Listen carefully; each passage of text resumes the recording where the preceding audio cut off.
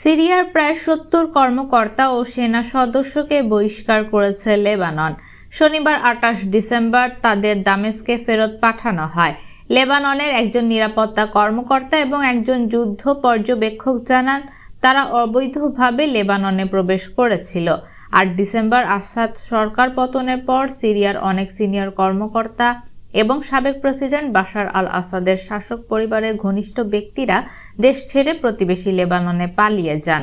সিরিয়ায় লন্ডন ভিত্তিক সংস্থা Syrian observatory for human rights এবং লেবাননের নিরাপত্তা কর্মকর্তা বলেছেন যে বিভিন্ন পদে থাকা সিরিয়ান সামরিক কর্মীদের লেবাননের উত্তর আরিদা ক্রসিং দিয়ে ফেরত পাঠানো হয়েছে।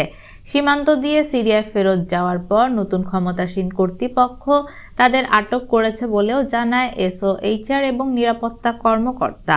নতুন প্রশাসন সাম্প্রতিক দিনগুলোতে আসাদ সরকারের ঘনিষ্ঠদের মধ্যে যাদের আটক করতে বাকি আছে তাদের বিরুদ্ধে একটি বড় নিরাপত্তা ক্র্যাকডাউন চালাচ্ছে। তবে এই বিষয়ে লেবানিজ ও সিরিয়ার সরকারি কর্মকর্তারা কোনো তথ্য জানাতে অস্বীকার করেছেন।